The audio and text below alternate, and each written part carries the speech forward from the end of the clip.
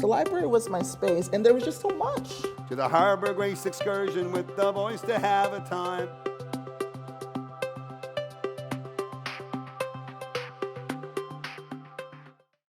Very happy to be here this evening with all of you, and in particular with Melanie and with Mo as we think out loud together about these two leading institutions in our city, in the life of our city, the Toronto Public Library and the University of Toronto.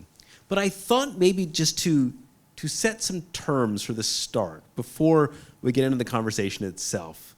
I suspect for the great majority of people, and I would very much include myself in this category, understanding what it actually means to be the president of a university, what it means to be the city librarian, the chief executive officer of one of North America's largest library systems, just maybe a simple sense, hi George, a simple sense, what does your job involve? And then we'll get into what these institutions mean. But I think it would help us understand what it means to be affecting change through the institutions if we understand what it means that each of you is a leader of them. Mo, please go ahead if you'd like to start. Thank you, Randy, and welcome everybody. Thank you for joining us this evening. So for me, and I've been in the role for now about 7 months, it's been. This job really, first of all, I'm absolutely honored to be sitting here and leading North America's largest library system.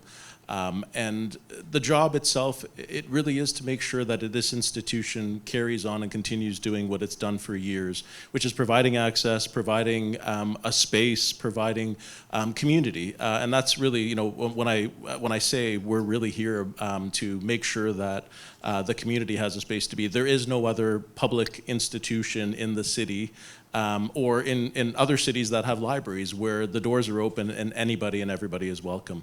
And so we want to make sure that we maintain and continue to do that, providing that service to the community. And it's about newcomers, it's about residents who live here, it's about individuals who are unhoused, students, seniors, youth, children, anybody and everybody is welcome, and we want to make sure that we continue to provide that. And then we transform as the world around us changes, and maybe we'll get into a little bit about having a conversation about that.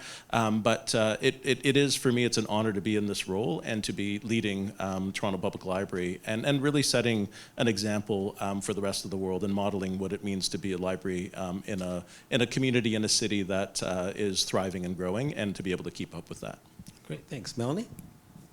Yeah, a lot of parallels actually. So people probably know that the University of Toronto has been in our city for a long time, but you might not quite know how long.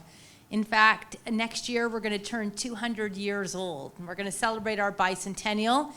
It's a year-long party. You're all invited, so mark it on your calendar, many activities and events. And thinking about the bicentennial, we go back to our founding in 1827 as the first place to educate undergraduate students in then what was Upper Canada. So for 200 years, the University of Toronto, now with 3 campuses, is educating students, undergraduate students, and then graduate students, and over time has turned itself into a research powerhouse. And I think now a lot about where are we at now and where are we going in our 3rd century, which we'll embark on next year. And I think what we're most proud of, certainly what I'm most proud of at the University of Toronto, is what we call access excellence at scale. Let's start with the excellence. What do we mean by that? So we're consistently ranked as a top 10 publicly funded university in the world. So right here in core of Toronto, Mississauga, and Scarborough, we've got a top university, globally ranked university. One of the things that really differentiates us is that we have a lot of access. So we are currently educating about 100,000 students. In any given year, we're educating just as many students as all the Ivy Leagues combined, right? And now add to that we do it with access. What do we mean by that? We've got a commitment that we don't turn any Canadian or permanent resident away due to financial need. We've got a financial access guarantee. This is an affordable education for Canadians and permanent residents. What other university has that value proposition, right? None that I know of. One of our most famous and well-known alumni, Malcolm Gladwell, recently said in a podcast that most other top globally ranked universities pride themselves on the number of students they turn away. We pride ourselves on the number that we admit. And I say that when you ask the question about what does it mean to be the president, because as the head of an organization, we're probably both focused on strategy and external engagement largely. And so I remind myself continually that this is what makes the University of Toronto unique. This is our, I think, what really makes us excellent. It's my responsibility to make sure Torontonians, Canadians, and people around the world know that, and to think about how we can even expand it in our third century. Yeah, wonderful. Okay, so now we have a sense from both of you of why, from your leadership vantages, the institutions that you are part of, Toronto Public Library and the University of Toronto, matter. To put it simply, these matter. They matter in the life of the city. They matter beyond that as a model in North America, or indeed as one of the world's leading global research universities. It'll be no surprise to anyone in this room, never mind the two leaders on this stage, that libraries and universities have been the sources of a great deal of criticism and even controversy in recent years, sometimes over freedom of expression, over divisive protests, and perhaps more generally, I would say, because we all have ideas of what a library is and what it should be for. We all have ideas of what a university is and what it should be for, and then there's the realities, and there's a space, a necessary space between these. How do each of you manage the gap between ideas of what the university or the library is, the daily realities, and then the criticisms that as leaders you have to at some level engage with, because you are sort of you are where things stop ultimately when it comes to what's going on at TPL or at U of T. Mo, go ahead. Sure. Thank you for that question. Great question, by the way. For us, it comes back to AI generated. I should probably note, but go on. Am I? No, not you. Was that an AI generated question? My answer won't be AI generated.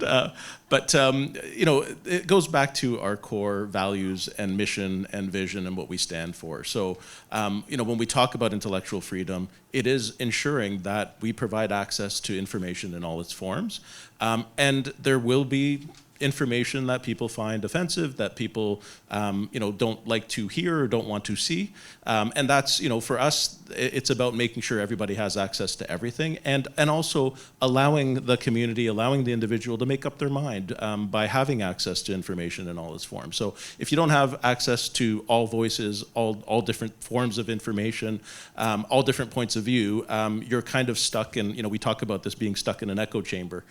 So we want to make sure that we're providing access, and again, sometimes we get criticized for, you're providing access to, and there is, we're seeing this in the States, we're seeing some of this out in Alberta, and a lot of times it comes in the form of this particular book or this particular topic should not be on the shelves in your library.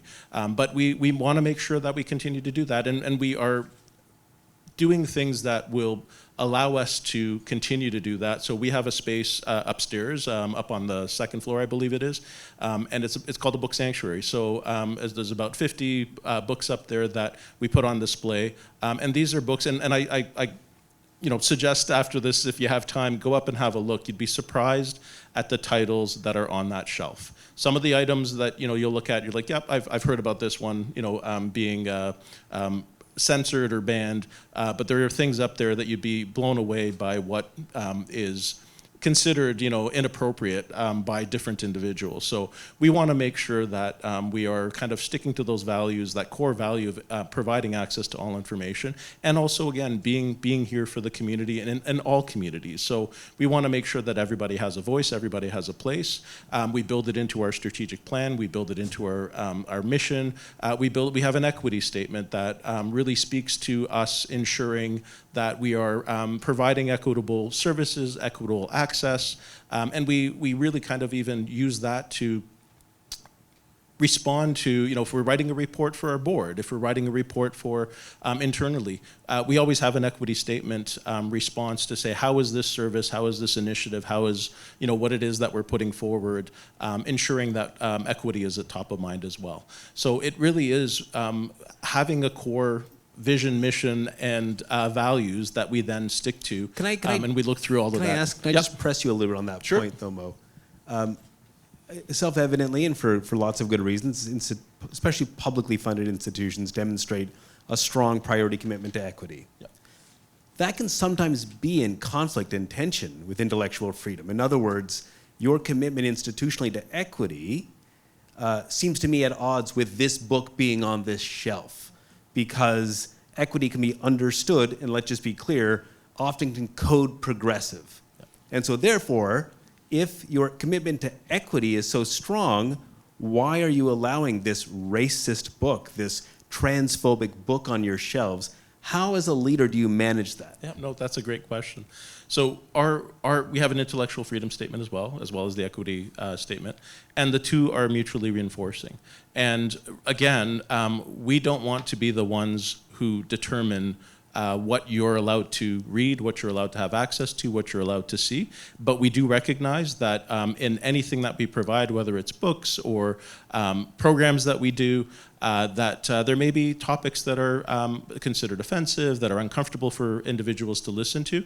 But we're not suggesting that you need to expose yourself to that. If that is not something you're comfortable with, you don't have to be a part of that. But we want to make sure that everybody has access to information. And again, it goes back to what I was saying. If you don't have access to all different points of view, you can't make up your own mind in terms of what you want, how you want to think about a particular topic. So we want to make sure that we are providing access to all voices. And as I said, the intellectual freedom statement that we have and the equity statement are mutually reinforcing. You can't have one without the other. You can't say that we're going to provide equitable service and equitable access, yet and depending on who tells you that this information should not be shared, that we're not providing access to that information, because then it comes from all sides. We hear it, and you said, it could be progressive. We get requests from both sides of the spectrum in terms of what should or shouldn't be on our shelves, and our position is we provide access to everything so that people can have access and make their own minds up in terms of what's appropriate and what's not appropriate. Got it. Melanie, what about you in terms of the gap, the space between the idea of the university, the reality of it, and the fact that, generally speaking, people like to complain more often than not about what universities seem to be failing to do rather than what they do very well? Sure. So, and similar question, a lot of parallels to what we've heard from Mo. You talk about sort of intellectual freedom. We have academic freedom at the university, and let me just actually give you one example of why this is important. It's not a particularly controversial one, but I think it helps illustrate what we mean by it. So it's really the freedom of our scholars, our professors, to pursue their research in the way that they believe the research needs to proceed. And there isn't an external view on whether or not that is the most important scientific or scholarly question that should be asked. And we often now give the example of Professor Jeff Hinton, who many of you will know is the godfather of artificial intelligence, a U of T faculty member who won the Nobel Prize in Physics last year for those discoveries. And when you go back and talk to computer scientists about when Professor Hinton started doing this work at the university in the 80s, there were many computer scientists that were trying to develop forms of artificial intelligence, machine learning. And there was, of course, like any scientific goal or race, different methods used. And Professor Hinton's approach was, of course, in developing these neural networks, then went on to be known as deep learning. And other computer scientists really thought this was on the fringe. So he was not invited to give keynotes. He's a household name now. At that time, he was kind of like on the side at the conference, like nobody was really going afterwards in the reception to chat with him because nobody thought this was the winning strategy. But importantly, the university didn't say, Professor Hinton, why are you spending your time doing this? Come on, we need you to focus on, something that we believe is going to produce an important outcome here. No, he had the freedom to continue pursuing this area of research, even though at that time, it was the furthest avenue of research that anyone thought was going to lead to a commercial output or a major discovery, right? Lo and behold, 2012 comes along and he essentially wins a computer science competition that wakes every computer scientist up. When he won this competition, basically overnight, everyone knew neural nets were the future of artificial intelligence, and now he's a household name. So, that's an objective reason why we're going to let the greatest minds of our time pursue their own academic trajectory. Now, that example isn't particularly controversial, right? It gets challenging when we talk about historians or political scientists, to give a couple of examples, who might want to share their scholarly views on foreign governments that might be engaged in a war in the Middle East, right? That's where we've been in some recent very significant challenges. But let's take the similar principles. If you're engaging in scholarly research and debate and you're using evidence and fact, that is protected by your academic freedom within your discipline. And I think it's interesting when we think about, some of the challenges and then I think why often the negative view can come on the university is often because our students deeply engage in these debates. And you'll see protests, whether they be on our front campus or trying to occupy the president's office. And certainly it makes the leader's job very challenging. But I always take a step back and remind myself that this is actually what we want our young people to be doing. These are young people that are thinking deeply about the world they live in, whether it's the books on the shelves, whether it's where the university is investing its endowment funds, or whether it's how two governments are engaging halfway around the world. We want our young people to be engaged in the world they live in, think deeply about it, and share those views. Now, where it gets challenging is when they engage in those activities in the way that are not in accordance with our expectations of how we operate, similarly to how the library, regardless of who's engaging, if they're not engaging in the way that, essentially the ground rules that we've laid out, then yeah, we need to take some action there because we need to create a learning environment that's constructive for all students. And of course, those are really hard calls about where those lines are. And our moderator this evening is also our advisor on civil discourse and very much is leading this for the institution. So let me just end also by saying, we hear a lot about erosion of trust in institutions, and certainly we've seen very much of the lead up to this south of the border, and at our peer institutions of higher education in the United States, they've come under attack in the recent year in very significant ways. I would say, in my experience in Canada, that's actually led to, and I know that there's polling data which suggests this, actually an increased in trust in Canadian institutions. Because I think, and probably similar for the library, we're seeing in Canada and other, some other countries, we recognize that our institutions that we care deeply about are fragile. And that if we appreciate these institutions, even though they may have flaws and maybe that they don't always operate in the way we think they should, if they're important to us, we need to support them. Can I just jump Please. on, Melanie, you mentioned something and you were alluding to, access in a different way. So we've been talking about access to information or, intellectual freedom, but access from the library perspective is also who's allowed to walk in that door, that front entrance and come into the space. And we say we are open and welcoming to all, and we truly mean it. But we get challenged on that as well. So we have situations in libraries where we have, and actually we have a youth hub that's probably full of teens right now, just at the front of the entrance here. But we have situations in branches where we have other customers who are in that space who are complaining about the teens because they're loud, they're noisy, they're being teens, they're doing what teens do, and asking us to not allow teens to be in that space. Similarly, we have, and if you walk out these doors and just walk through the library, you will see people from all walks of life out there.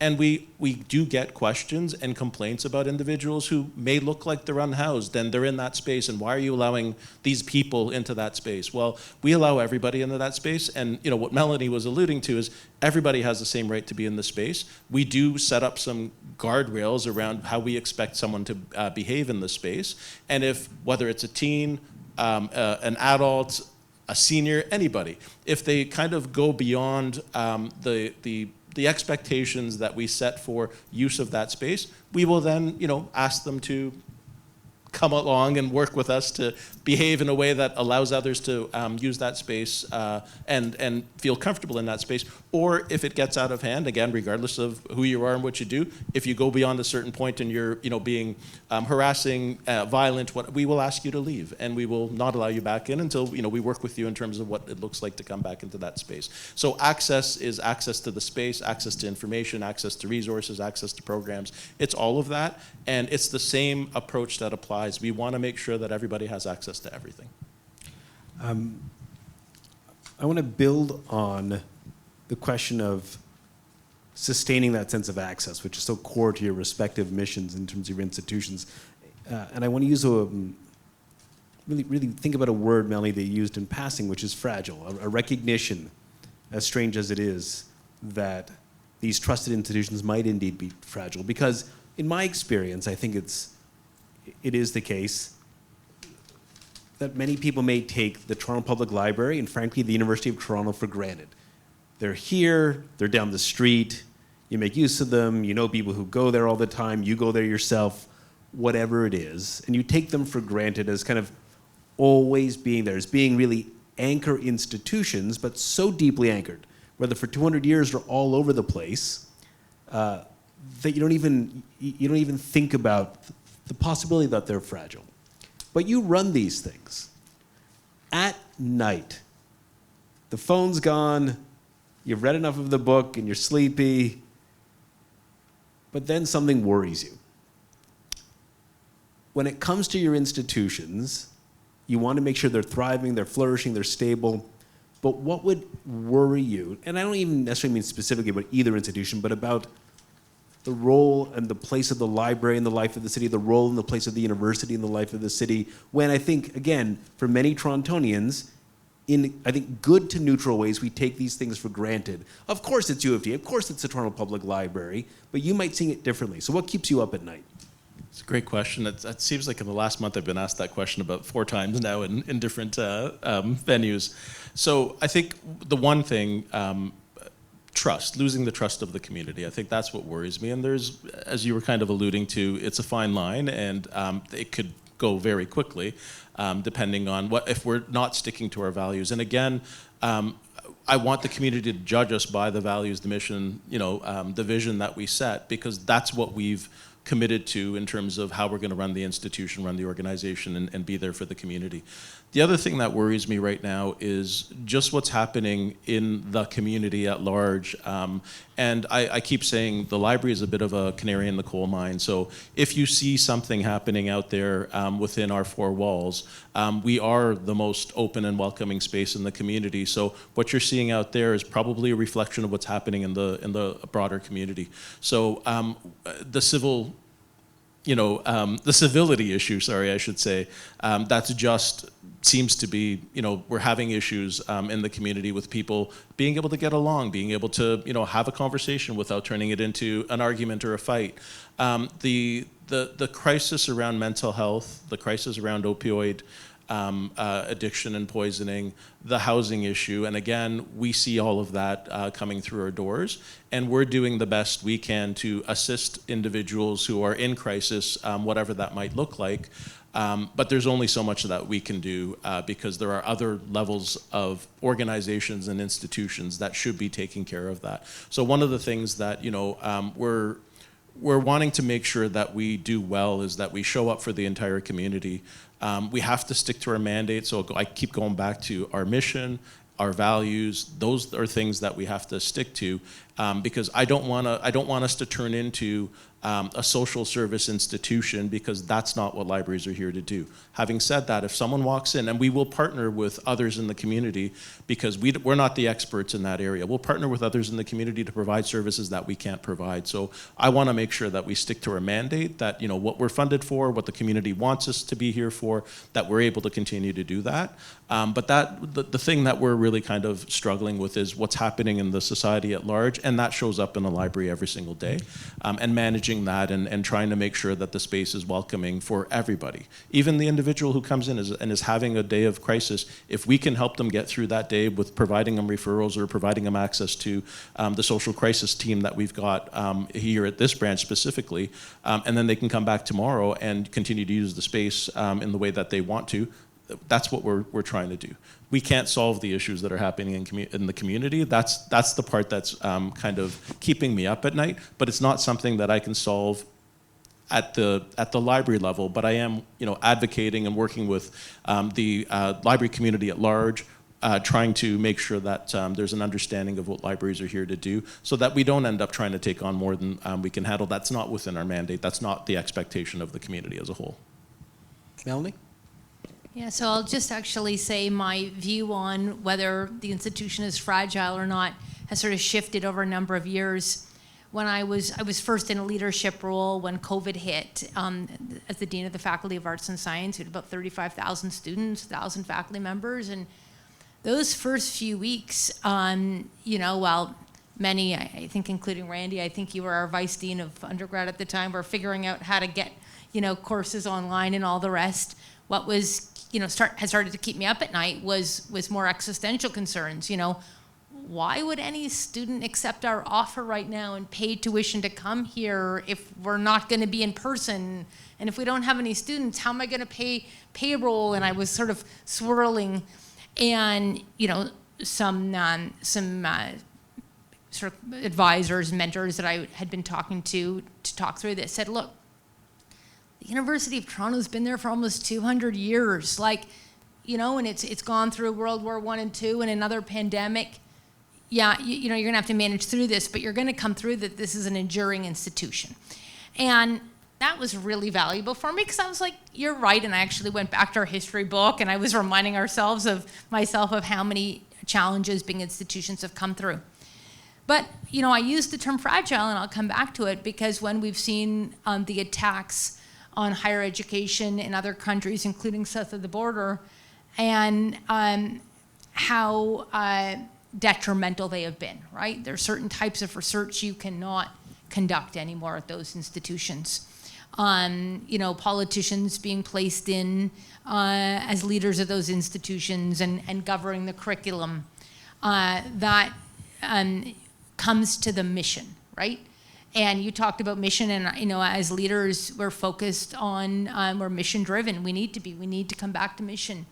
And so when you start to have the realization how quick things can change, and take you off your fundamental values and mission, those are the things that, you do stay awake on. And when you talked about, the different perspectives and things that can kind of sort of at times maybe derail you from your mission, I'll come back to one of the sort of things that I boil down to, that fundamentally we're here to do, and comes back a little bit to students and to faculty and their researchers.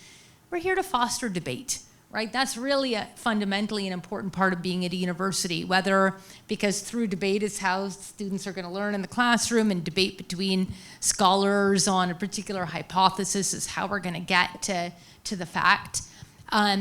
We're here to foster debate. The university itself is not settling the debate. We're here to foster it. The scholars and the societies and the student groups together will come to a point where they're able to move forward with some, whether it's consensus or understanding of the different views, and move forward. At times, it feels like you can get events, issues, crises that happen that are seemingly so all-consuming for the organization, and that you're feeling derailed from your main mission-driven focus. And that's where, and then that leads to the erosion of trust, in the institution, because people are saying, wait, I'm sending my kids there to learn, right? I need you to be producing the scholarship that's going to, produce the next cure for cancer. Why is the university not seemingly doing that right now? Because they've been overtaken by this issue. So it's how to make sure we stay mission focused and allow our, that trust to continue.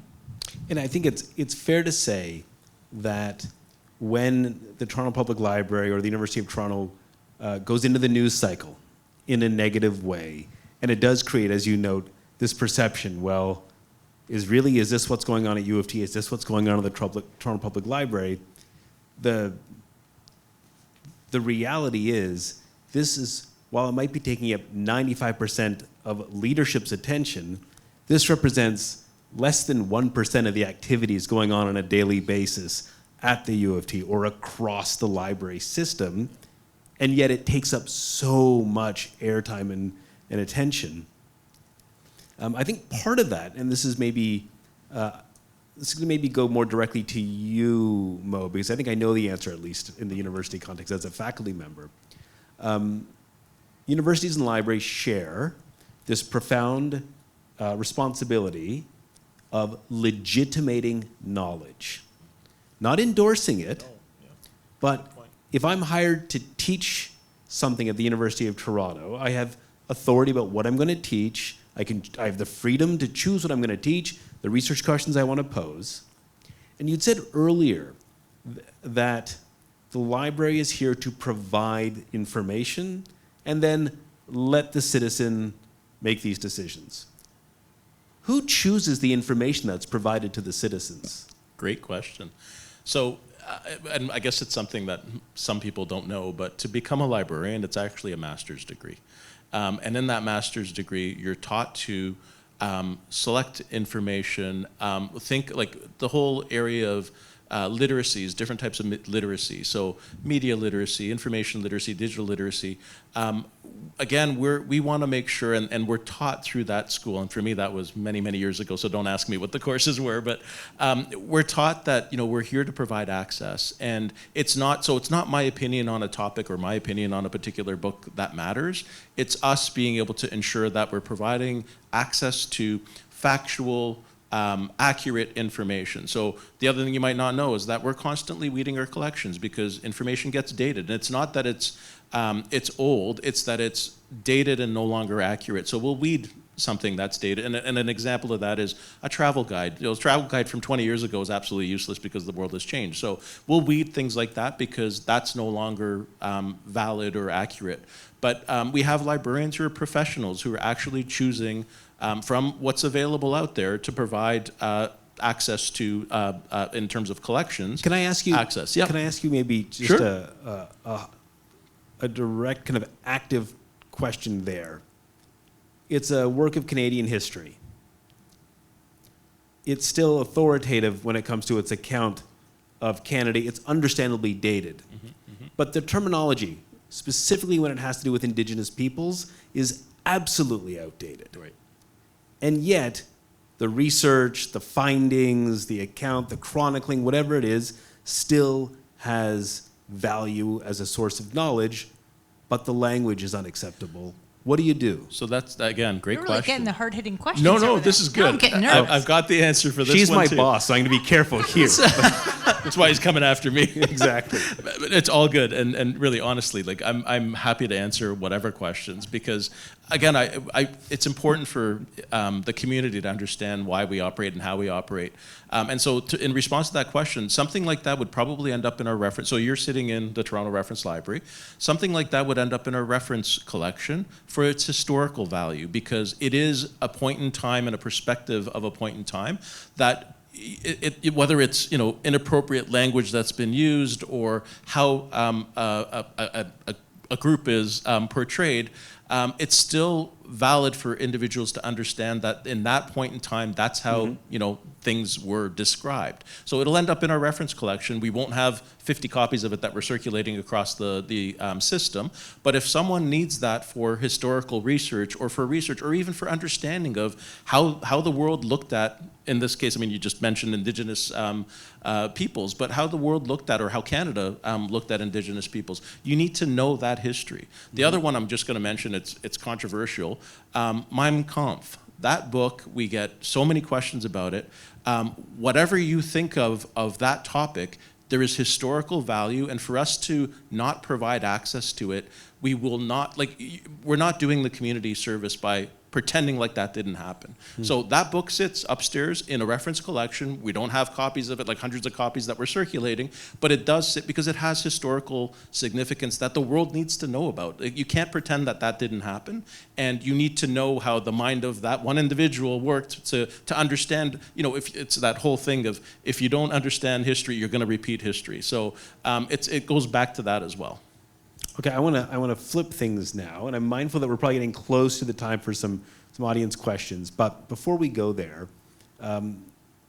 Melanie, you're a citizen, a lifelong citizen of the city. Whether as an individual, as a parent, in whatever context, let's just think about this from the outside for a moment. In what ways has the Toronto Public Library mattered to your life? Yeah, well, I think like many Torontonians, it's been central to my life, and especially the lives of my kids. So I moved here when my first child was 18 months old, and I think the first place we went on an outing together was to the Parliament Street Library, which is our home neighborhood. We now have the St. Jamestown Library, a newer edition. And so I think like many people new to a community or in any community, the library is your place, and that's where you're going to go to sign up for your kids' activities and, at that time, get the DVD. I was so excited you could get videos and DVDs there. I was like, I didn't know that. I was so excited. And there was a rental program for different household items. I could repair my house, and you just started to realize how much the library had to offer. And then, and of course, its core elements of course, the ability to, everyone in the family take home a stack of books. And I will say, even when, you start to let your kids have a little bit of freedom, the first place they were allowed to go on their own was the library. And let me say that there were a couple of rough years, though, because, being a working mom, and maybe you don't need to be, but,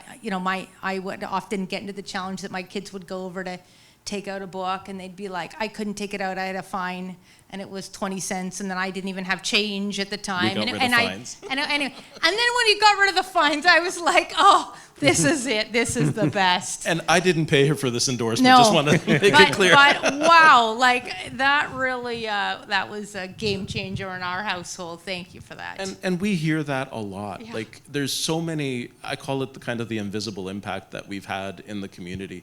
And there are stories like this that I hear all the time. And then, there's individuals who you'll know that, use this. So I don't know if you, Gord Downey, Tragically Hip. He sat in the basement using our Toronto Star collection to research 50 Mission Hat, the song that he wrote. So Keanu Reeves talked about when he was a kid, he used to sit on the sidewalk out there and then come into the library to kind of hang out and have a place to be, and kind of got his love of acting, reading, the arts by having access. And I mean, those are famous people I'm talking about. Yeah. We have so many millions of stories that we don't even hear about of just normal individuals who have, because they had access to the library, they changed their life. And to me, that's the other, I actually get a little emotional about it, because we are changing lives, and we are changing lives in positive ways. So were you going to say something, Melanie? I was just going to add that, and it's been so amazing. I feel like the Toronto Public Library is always at the forefront of what's next, right? It was at the Toronto Public Library that I realized you could get audiobooks. And now I am a massive audiobook consumer through Libby, right? And so, often when I'm like, oh, I wonder what I could do or where I could get that, I go to the Toronto Public Library. You're a step ahead. So incredible.